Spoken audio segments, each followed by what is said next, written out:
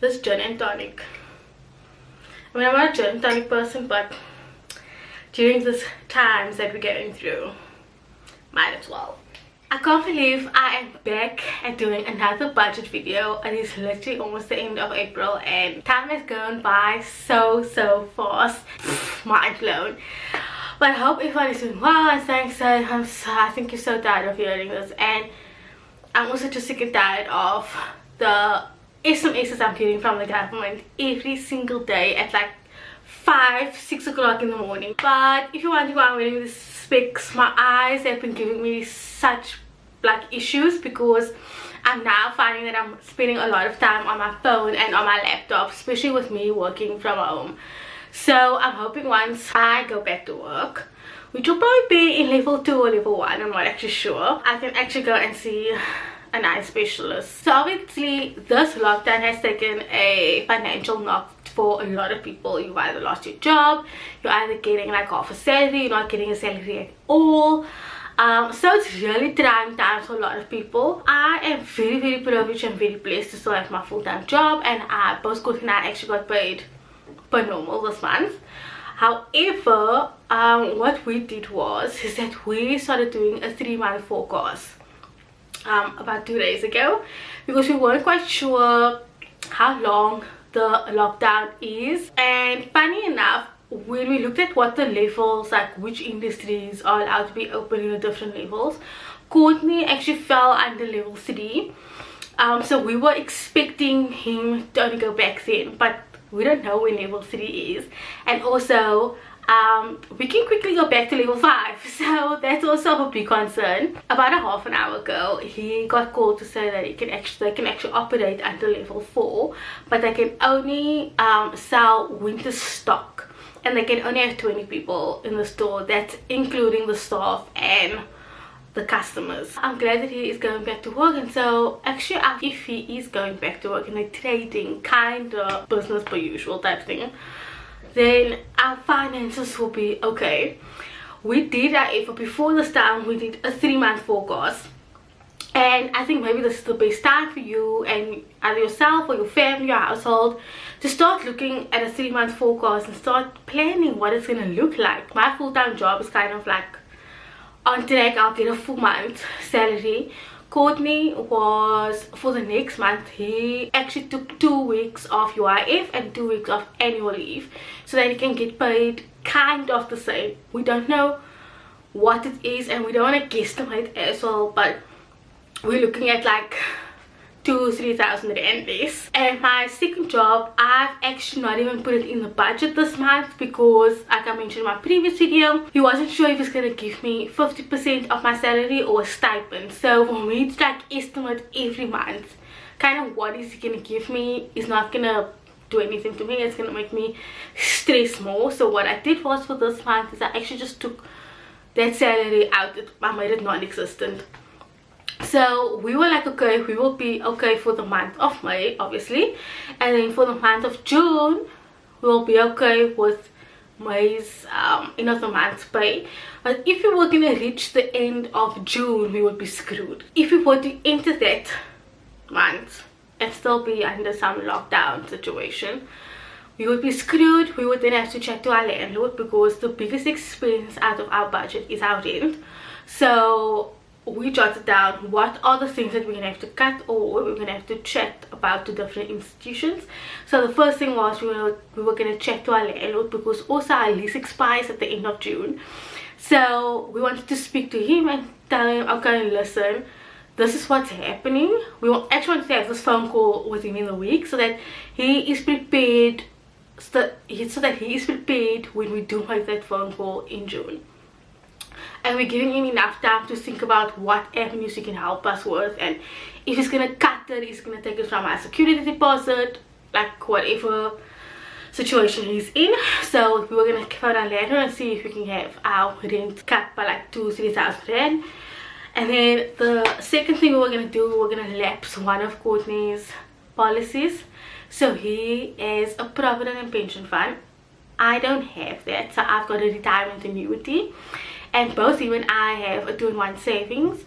So because I don't have that provident and pension fund that he has, we decided if push comes to shove, we are going to either pause that policy, and if it's really bad, we'll stop it and pull all the money out of that policy. The third thing we're going to look at is our phone contract. What's very annoying to me is that my phone contract, they can't tell me what date it's actually done.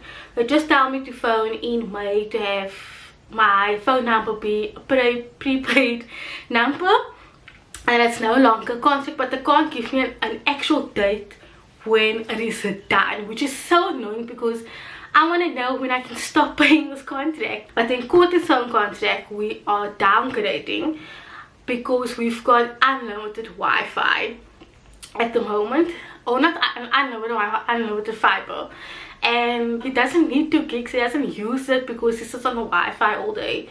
So they told us, because the phone, he just took the phone contract out and he's already been using it for the month, it's only in 3 months time that he can downgrade the contract. So June will be 3 months. Great for us to have that in place in case this was gonna happen, and like I said, you can quickly go back to level 5 like in any given time. For this month, the only 2 salaries that came in were my full-time job and Courtney's job. Like I said, I took it out because I was not prepared to put myself in a stressful situation where I'm guesstimating what I'm gonna get from my second job, even though I'm still like really actively working because I do all the social media. For now, only 2 incomes that come in. Everything is kind of the same. Groceries are still the same.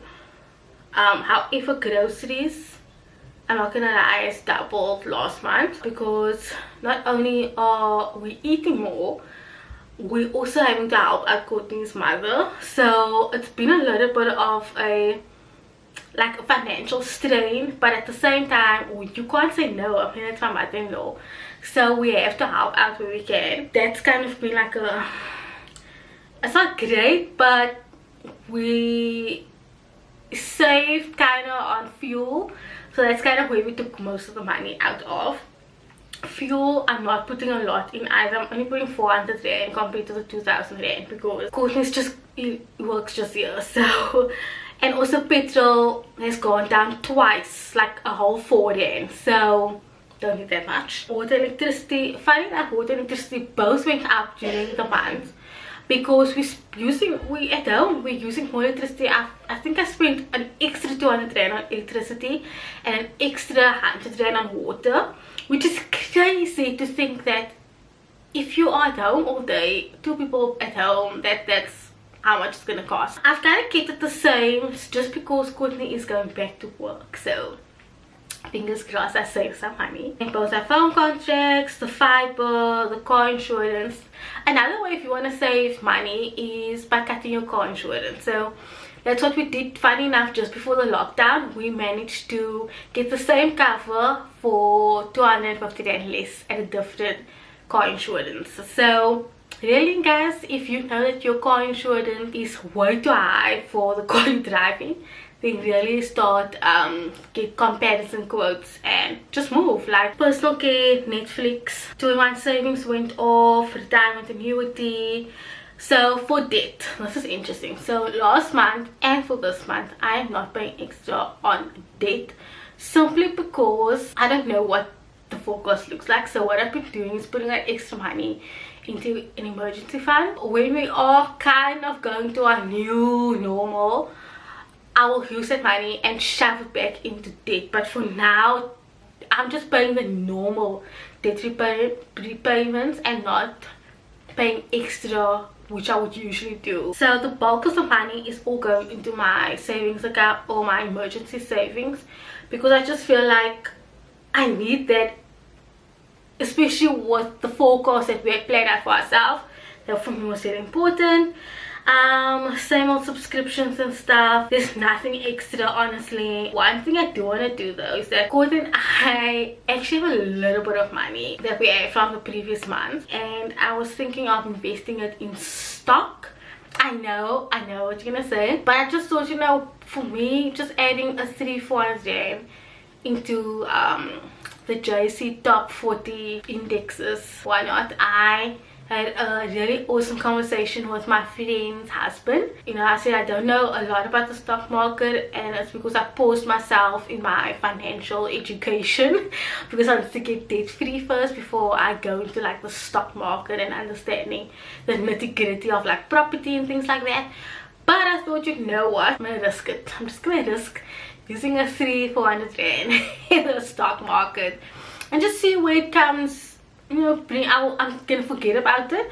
I'm gonna use easy equities, but yeah, I am still busy researching a little bit. Open an easy equities account and start doing it from there. Maybe this would have been a lost opportunity if I don't do it now, and only do it when the market's kind of like recovered. Not bad on a financial front, even without including my other job salary. It's just tight. Like, all I can say is it's just really tight. If I were you, sit down, start doing a 3-month forecast and say, okay, I've only gotten half by this month. What does a 3 months look like for me, my household, my finances? Where can I start cutting? Where can I start pausing? Start speaking to your financial institutions, your debt repayment institutions, and see if they can help you out. Don't do it because you feel like, oh, everyone's in a crisis, they should just, like, I should just do a holiday payment type thing, when you know you can afford it. Don't do that. Like, your interest is still gonna go up regardless if you are putting a holiday payment in place. You know, I'm starting to realizing more and more the importance of an emergency fund during a crisis. Obviously I just didn't get to reach that goal yet of having like 3 months worth of expenses in my emergency fund, because I only started this journey last year. But I'm getting there and I'm okay, and I hope you guys are okay, and I will see you guys in my next video. Bye guys.